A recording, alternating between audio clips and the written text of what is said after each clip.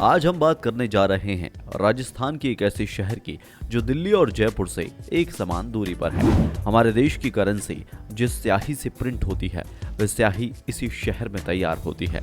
अरावली की पहाड़ियों पर बसा यह शहर कभी मत्स्य नगर के नाम से जाना जाता था और राजस्थान के अलवर जिले के बारे में हम लेकर आए हैं कुछ बेहतरीन और इंटरेस्टिंग फैक्ट। वीडियो में हमारे साथ आखिरी तक तो रहिएगा। खंबागड़ी, क्या हाल चाल दोस्तों, कैसे हैं आप सभी।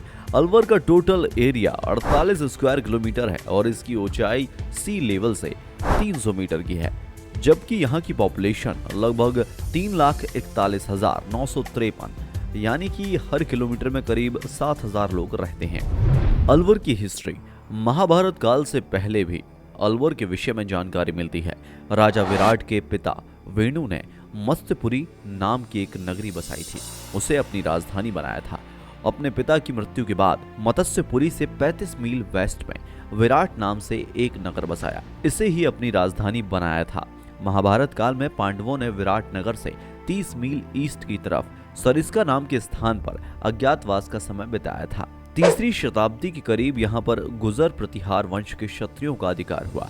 इसी क्षेत्र में राजा बादराज ने मत्स्यपुरी से 3 मील की दूरी पर पश्चिम दिशा में एक और नगर और गढ़ बसाया। आज भी राजगढ़ दुर्ग के पूर्व की ओर पुराने नगर के बचे कुचे अवशेष देखे जा सकते हैं। 5वीं शताब्दी में यहाँ मोर ध्वज का राज था, जो कि सम्राट पृथ्वीराज चौहान के पूर्वज थे। 6वीं शताब्दी में भाटी क्षेत्र के क्षत्रियों ने इस पर अधिकार किया। राजौड़गढ़ में एक शिलालेख है जिससे यह जानकारी मिलती है कि सन 959 में इस प्रदेश पर गुजर प्रतिहार वंश के राजा मंथन देव का अधिकार था। इसके बाद अजमेर के राजा बीसल देव चौहान ने राजा महेश निकुंभ के वंशज मंगल निकुंभ को हरा दिया और राज्य अपने वंशजों को दे दिया। पृथ्वीराज चौहान और मंगल निकुंभ ने ब्यावर के राजपूतों से वैवाहिक संबंध स्थापित किया। बाद में 1205 में कुतुबुद्दीन ऐबक ने चौहानों से छीनकर यह राज्य दोबारा निकुंभ राजपूतों को दे दिया। 1 जून 1740 को इस क्षेत्र में राजा मोहब्बत सिंह के घर एक पुत्र का जन्म हुआ। उसका नाम प्रताप सिंह रखा गया। साल 1746 में मोहब्बत सिंह बखाड़े के युद्ध में जयपुर की तरफ से लड़ते हुए वीर गति को प्राप्त हुए। राजगढ़ में राजा भी उनकी विशाल छतरी बनी हुई है। मोहब्बत सिंह के पुत्र प्रताप सिंह ने भी 1775 ईस्वी में अलवर राज्य की स्थापना की थी। अलवर को मेव राजपूत नाहर खां के वंशज अलावल खान ने अपनी राजधानी बनाया। इसी अलावल खान के नाम पर ही राजस्थान के इस जिले का नाम अलवर रखा गया। ब्रिटिश गैजेटर के हिसाब से अलवर का क्षेत्र राजपूतों के अलग अलग समुदायों के प्रभाव में आता है। सबसे पहले आता है राठ क्षेत्र। आज नीम, राणा, बहरोड़ और मुंडावर के क्षेत्रों को राठ क्षेत्र के नाम से जाना जाता है। इस पर संकट गोत्र के चौहान राजपूतों का राज्य था। दूसरा है वही क्षेत्र जो बहरोड़ और गाजी थाने का क्षेत्र कहलाता है। इस पर शेखावत राजपूतों का राज्य था। तीसरा है नरुखंड, जिस पर नरुका और राजावत राजपूतों का अधिकार हुआ करता था। अलवर के ज्यादातर राजा इसी क्षेत्र में थे और इस क्षेत्र के ज्यादातर युवा आज भी फौज में भर्ती होकर देश की सेवा कर रहे हैं।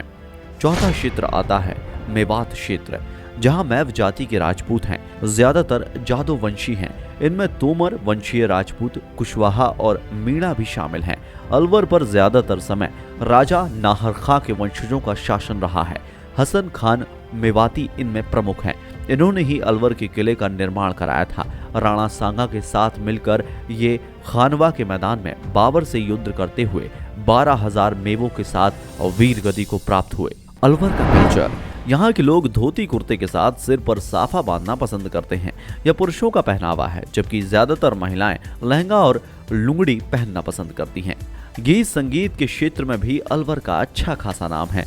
अलवर का भपंग राजस्थानी लोकगीत की पहचान बन गया है। इसको बजाने वाले उस्ताद जहूर खान मेवाती माने जाते हैं। कहा जाता है कि ये एक बार बीड़ी बेच रहे थे और अपने कस्टमर को पास बुलाने के लिए भपंग बजा रहे थे। उस समय दिलीप कुमार भी अलवर में शूटिंग कर रहे थे। उन्होंने मेवाती जी को भपंग बजाते हुए देख लिया। इसके बाद वह काफी प्रभावित हुए और उन्हें बॉलीवुड में ले गए, जहां उन्होंने अनेक फिल्मों में संगीत दिया, जिसमें गंगा जमुना, नया दौर, आंखें इम्पोर्टेंट है उन्होंने देश के बाहर भी अपनी कला का जौहर दिखाया। ऐसा माना जाता है कि भपंग की उत्पत्ति भगवान शिव के डमरू से हुई है, इसलिए भपंग बजाने वाले सभी कलाकार धर्म से मुस्लिम होते हुए भी भगवान शिव के भक्त हैं। अलवर की नेचुरल ब्यूटी। अरावली की पहाड़ियों के बीच बसा अलवर जिले की पहाड़ियां भी मानसून के सीजन में हरियाली की चादर ओढ़ लेती हैं। पहाड़ियों से जब झरने से पानी नीचे गिरता है तो हर देखने वाला देखता ही रह जाता है। अलवर से साउथ वेस्ट डायरेक्शन में 45 किलोमीटर की दूरी पर ताल वृक्ष पाया जाता है, जहां रेनी सीजन में घूमने का अपना ही मजा है। सरिस्का अलवर रोड पर कुशलगढ़ से 10 किलोमीटर का सारा रास्ता प्राकृतिक सौंदर्य से भरा हुआ है। इसी रास्ते पर माता गंगा का मंदिर है और यहीं से गर्म और ठंडा पानी निकलता है। नतनी का बरन गांव अलवर से 25 किलोमीटर की दूरी पर है। यहाँ से 6 किलोमीटर दूर नालदेश्वर भी मौजूद है। यह दोनों ही प्लेसेस अपनी हरियाली के लिए जाने जाते हैं। यहाँ पर नेचुरल मेड शिवलिंग भी हैं। इसके अलावा सिलीसैट झील से 10 किलोमीटर दूर गर्भ जी और देहरा गांव के पास चुहाड़ सिद्ध नाम का झरना है और इनके पास ही विजय मंदिर पैलेस है।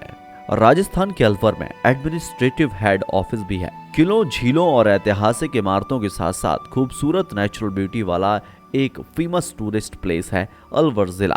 जयपुर से 160 किलोमीटर की दूरी पर अरावली की पहाड़ियों पर बसा अलवर जिला पुराने समय से मत्स्य नगर, अलवरपुर, अलवरशाला, शाहजहांपुर जैसे कई नामों से जाना जाता है। साल 1775 में इसे अलवर रजवाड़ी की राजधानी बनाया गया था। हालांकि आज की तारीख में अलवर राजस्थान का एक इंडस्ट्रियल एरिया है और 8वां बड़ा नगर है। इसे राजस्थान का सिंहदौर भी कहते हैं। यहाँ पर यादव समाज का वर्चस्व है। अलवर में खान पान। अगर आप फास्ट फूड पसंद करते हैं तो यहाँ की बेकरी की दुकानों में आपको आइसक्रीम, पेस्ट्री, पिज्जा मिल सकता है। लेकिन शहर में कई ऐसे रेस्टोरेंट हैं जहाँ आपको अलवर का पारंपरिक राजस्थानी खाना मिल जाएगा। ऐसा ही प्रेम पवित्र भोजनालय जो विशेष रूप से पालक पनीर, कढ़ी पकौड़ा, गट्ठे की सब्जी, मिस्सी रोटी के लिए फेमस है। मोती डूंगरी बस टर्मिनल के पास भी कई अच्छे भोजनालय हैं। अलवर का मिल्क केक बहुत पसंद किया जाता है। स्थानीय लोग इसे कलाकंद के नाम से पुकारते हैं। अलवर का कलाकंद तो पूरे देश में फेमस है। क्या आपने कभी अलवर के कलाकंद का मजा लिया है? हमें अपना एक्सपीरियंस कमेंट बॉक्स में लिखकर जरूर बताइएगा। अलवर के टूरिस्ट प्लेसेस। अगर आप अलवर घूमने जा रहे हैं तो वहां के पर्यटक स्थलों की जानकारी हम आपको बता देते हैं। लेकिन एक जरूरी बात यह है कि अलवर में घूमने का सबसे अच्छा समय अक्टूबर से मार्च का माना जाता है। हालांकि मानसून के समय भी यहाँ का टूर प्लान किया जा सकता है। उस समय अलवर की हरियाली देखने लायक होती है। वैसे तो अलवर को एक दिन में घूमा जा सकता है, लेकिन फिर भी यहाँ देखने लायक बहुत कुछ है। झिलमिल देह झील। दौसा अलवर से होते हुए अजबगढ़ थानागाजी रोड से गुजरने पर आपको बहुत ही खूबसूरत नज़ारा दिखेगा। इस झील के चारों तरफ अरावली पर्वत नजर आते हैं। अजबगढ़ बांध के ठीक नीचे एक छोटा सा गांव घाट बना हुआ है, जहां पर लोग पानी में कूदकर नहाने का मजा उठाते हैं। इस झील के एक तरफ भारत की फेमस 5 स्टार होटल नजर आती है। अक्सर फॉरेन टूरिस्ट आकर वहीं रुकते हैं। बारिश के सीजन में अजबगढ़ बांध पूरी तरह से भर जाता है तो यह किसी समुद्र से होने जैसा एहसास कराता है।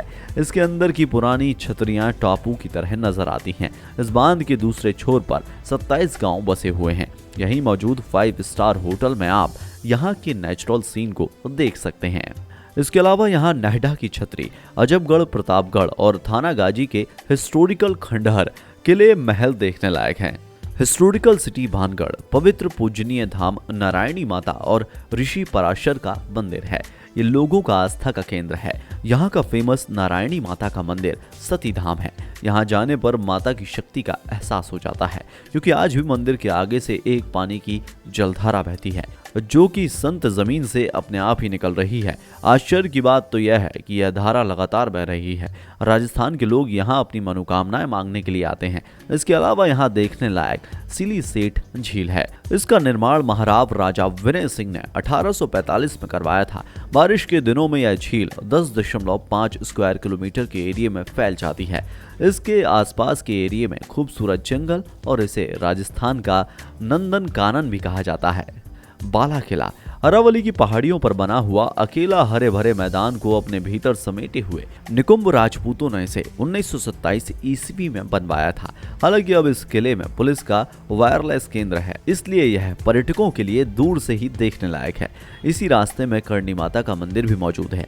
यह किला सुबह 6 बजे से शाम 7 बजे तक खुला रहता है। सिटी पैलेस 1793 में राजा बख्तावर सिंह ने इसका निर्माण कराया था। ये बहुत ही खूबसूरत महल है। इस पूरी इमारत में कलेक्ट्रेट और पुलिस सुपरिटेंडेंट के सरकारी ऑफिस मौजूद हैं। सुबह 10 बजे से शाम 5 बजे तक खुला रहने वाला सिटी पैलेस शुक्रवार को बंद रहता है। दोस्तों, हमें यकीन है कि अलवर की एडिशनल जर्नी आपको पसंद आई होगी। वीडियो पर आपकी राय का हमें इंतजार रहेगा। फिर मिलते हैं एक नए वीडियो में। तब तक के लिए अपना ख्याल रखें और अपनों का ख्याल रखें। जय हिंद, जय भारत, वंदे मातरम।